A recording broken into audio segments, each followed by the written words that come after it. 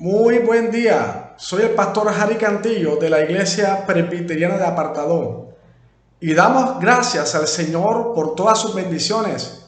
De antemano agradezco a la Iglesia Tercera Presbiteriana por la invitación para tocar un tema muy importante y tiene que ver con la reforma.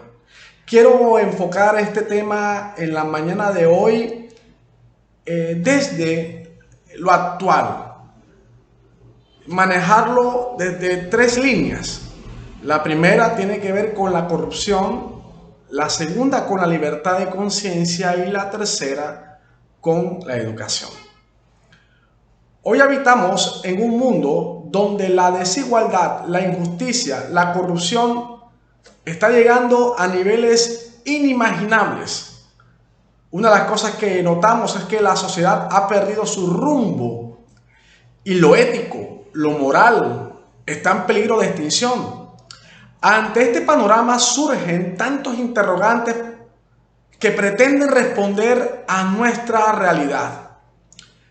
Tantas culpas, hay tantos chivos expiatorios, todos surgen por doquier. Como reformado, quisiera analizar esta realidad que duele y mirarla con la lupa de la propuesta de los reformadores, quienes arriesgaron su vida en pro de volvernos a enseñar los fundamentos del cristianismo. Eso que realmente debemos hacer, cómo lo debemos hacer y esa manera en la que debemos desenvolvernos e interactuar y enseñar en un mundo tan difícil y tan caótico. Quiero tocar la primera línea que tiene que ver con la corrupción. Una de las plagas que atacaron los reformadores fue la corrupción, principalmente en aquella institución que se adjudicaba ser los representantes de Dios en la tierra, una jerarquía que decía proclamar el mensaje del Creador. Encontramos una iglesia en el siglo XVI que era terrateniente, poderosa, llegando a ser el trono detrás de todos los tronos, manipuladores y comercializadores de la fe, que, aprovechando su poder y autoridad, se enriqueció y llenó sus arcas gracias a la ignorancia del pueblo. Los reformadores no se quedaron con las manos cruzadas. Viendo la maldad de una gran parte de este clero, es más, desafiaron la autoridad y, como en el caso de Lutero, redactaron en 95 tesis verdades que desafiaron el dominio de la llamada Iglesia del Señor, la Iglesia Universal, y que transformaron no solo lo religioso, sino también lo político y lo económico. El Espíritu de Dios levantó la voz profética de estos reformadores y nos enseñaron a través de la Escritura verdades que debieron ser fundamento para que los creyentes no se dejaran manipular ni adoctrinar con herejías que buscaban el enriquecimiento de unos con los bienes y la manipulación de la fe, de ese sentir de lo divino. Hoy nos podemos sentir tal vez aterrados al ver que muchos líderes religiosos se le olvidaron estos principios reformados y siguen manipulando la fe de muchos en aras de obtener riquezas. Muchos siguen sintiendo la fuerza de ese Dios medieval, castigador, que en la mentalidad de un cristiano sin bases claras termina siendo fácil presa de los mercaderes de la fe. Una de las cosas que llama la atención es que en las épocas de elecciones vemos cómo los políticos encuentran en las iglesias sus aliados principales.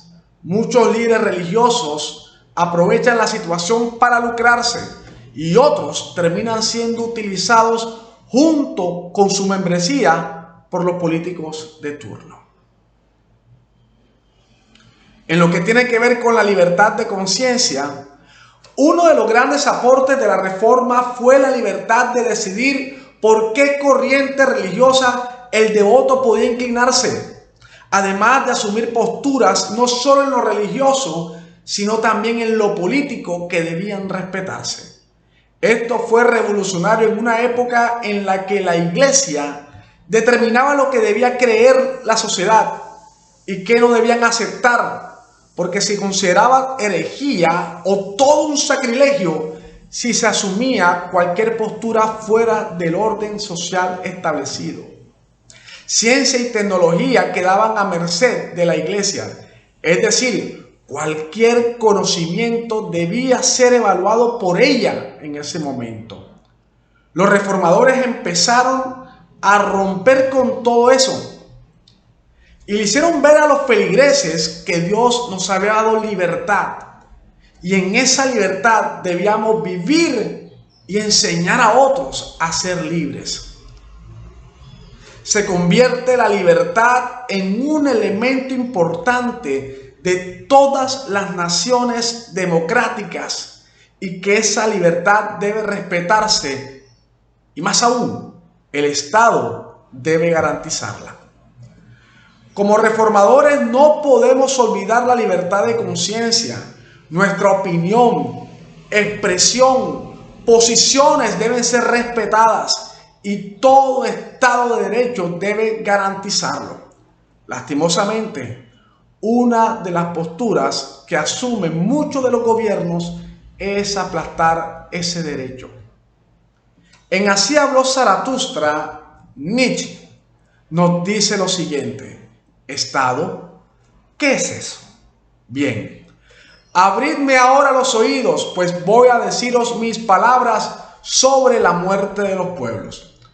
Esto se llama el más frío de todos los monstruos fríos. Es frío incluso cuando miente. Y esta es la mentira que se desliza de su boca. Yo, el Estado, soy el pueblo. Y es que por experiencia vemos que el sistema termina eliminando a aquel que se le revela. Eso se ve cotidianamente. ¿Cuántos pensadores, defensores de derechos humanos, ambientalistas, han sido silenciados por denunciar, por utilizar ese derecho tan necesario para todos y todas, la libertad de conciencia, que los llevó a ser la voz de los que no tienen voz, de los que no se atreven a ser libres, sino que se dejan esclavizar de un sistema corrupto que se aprovecha de ese silencio de tantos para seguir en el poder? El tercer aspecto a analizar es la educación. Uno de los grandes aportes de la Reforma del siglo XVI fue la educación como un derecho para todo el pueblo y que debía ser financiada por el Estado. Recordemos que el analfabetismo en Europa era muy alto, y si se traducía la Biblia al idioma del pueblo, era necesario educarlo para que la leyera. Aparecieron en los países reformadores instituciones educativas. En el caso de Ginebra, con Calvino, surgen instituciones para que el pueblo se eduque de carácter público y de calidad. Posteriormente surgen universidades públicas. Esto es una revolución para la época. Este enfoque educativo llevó a un cambio de mentalidad de toda la Europa del momento. Se tenía la convicción que los roles sociales estaban definidos por la divina providencia y que no se podía cambiar. Ahora, con la educación gratuita y de calidad, el hijo de un humilde campesino podía educarse y garantizarse para sí mismo y para el resto de su familia un mejor puesto de trabajo que le garantizara mejores ingresos. Los reformadores entendieron que la educación era también una manera de evangelizar, de transformar la sociedad, desarrollando la ciencia y la tecnología para bien de la humanidad. Sin embargo, hoy vemos un pueblo que sufre al ver a sus gobernantes quitándoles recursos de la educación. Y esto ocurre en América Latina, olvidando que la clave para el desarrollo de los pueblos, como diría Lutero, cuando las escuelas florecen, todo florece. Precisamente es eso la educación. Los docentes tienen que estar marchando continuamente por mejores garantías para laborar. Los estudiantes muchas veces protestan por recursos que garanticen esa educación de calidad. La corrupción hace de las suyas en nuestros pueblos, y es que un pueblo ignorante es mucho más fácil de manejar que un pueblo educado. Como reformadores no debemos olvidar nuestro legado, uno que estuvo fundamentado en la ética cristiana, en el prójimo como esa expresión de Dios, entendiendo que atentar contra el prójimo es atentar contra Dios mismo. La corrupción, la falta de educación, esa desigualdad, la injusticia son plagas que deben ser erradicadas de nuestra sociedad. Y como iglesias protestantes, reformadas, debemos hacerlo. Estas plagas no pueden ser permitidas en una sociedad justa. El texto que leímos hoy es el texto que está en Romanos 1:17. Y ese texto de Romanos 1:17 nos dice, es un texto que siempre está en la mente de las iglesias reformadas y de todos los cristianos en general.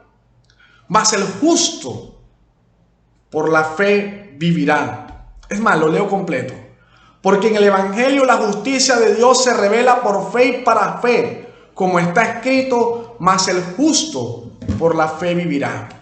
Entender que la salvación no es un asunto que tiene que ver solamente con el tema del alma.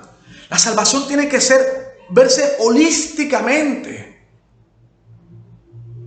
Entender que desde mi actuar evidencio esa fe que me hace entender que debe imperar una justicia donde la corrupción, donde la desigualdad, donde la injusticia no deben prevalecer. Debe darse en nuestros espacios, discusiones, conversatorios y acciones que conlleven a garantizar precisamente una mejor sociedad.